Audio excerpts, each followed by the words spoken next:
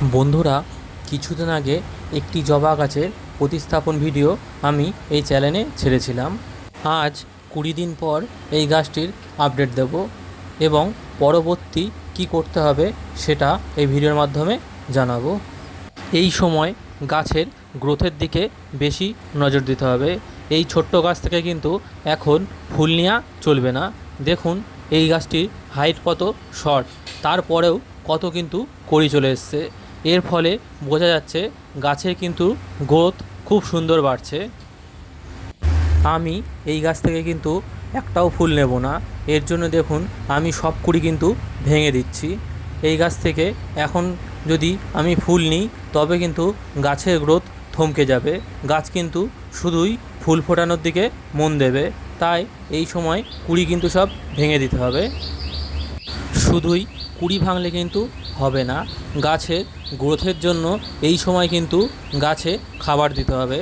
আমি যখন এই গাছটা প্রতিস্থাপন করেছিলাম সেই সময় কিন্তু এর মাটিতে কোনো রকমের খাবার আমি মেশাইনি, জাস্ট নর্মাল মাটিতেই গাছ বসিয়ে দিয়েছিলাম।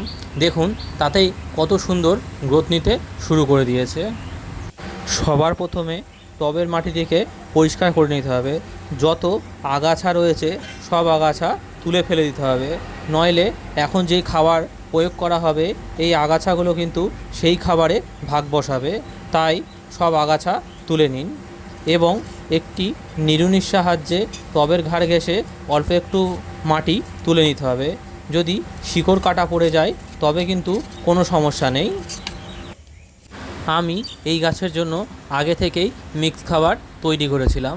এর মধ্যে শিংকুচি, হাড় গুঁড়ো, নিম খোল আর অল্প সর্ষের খোল আছে। এইগুলোকে 2 মাস মতন পচিয়ে নেওয়ার পরেই কিন্তু আমি গাছে দিচ্ছি। এই ছোট গাছের জন্যই 1 মুঠো মিক্স খাবার কিন্তু যথেষ্ট, বেশি দেওয়ার দরকার নেই। এই মিক্স খাবার কিন্তু মাসে একবার করে দিতে হবে, তবে কিন্তু গাছের গ্রোথ দ্বিগুণ গতিতে বাড়তে শুরু করে দেবে। দেখুন এই ছোট্ট গাছটিতে কত কুড়িতে ভরা রয়েছে, প্রতিটি ডালে ডালে কিন্তু এখনই কুড়িতে ভরা হয়েছে। শুধু মিক্স খাবার দিলে কিন্তু এখানে হবে না, গাছের শিকড়েরও গ্রোথ আনতে হবে। এর জন্য আমি এখানে হিউমিক অ্যাসিড ব্যবহার করি। এই হিউমিক অ্যাসিড মাসে একবার 1 লিটার জলে 1 ml এই গাছে দিতে হবে। এর ফলে গাছের শিকড় কিন্তু দ্রুত বৃদ্ধি হবে। গাছের শিকড় যত বৃদ্ধি হবে গাছের গ্রোথ কিন্তু দ্বিগুণ গতিতে বাড়তে শুরু করে দেবে। এবার চলে আসি গাছের পাতাতে।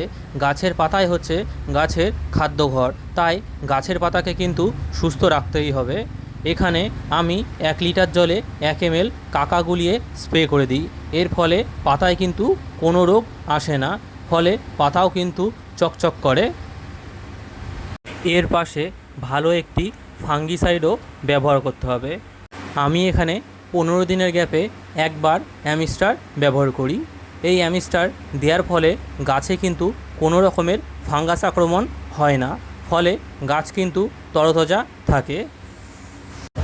আপনারাও যদি এমনভাবে গাছ প্রতিস্থাপন করে এমনভাবেই যত্ন নেন তবে কিন্তু একটা গাছও মরবে না, আর এই গাছ থেকে খুব সুন্দর সুন্দর ফুলও পাবেন।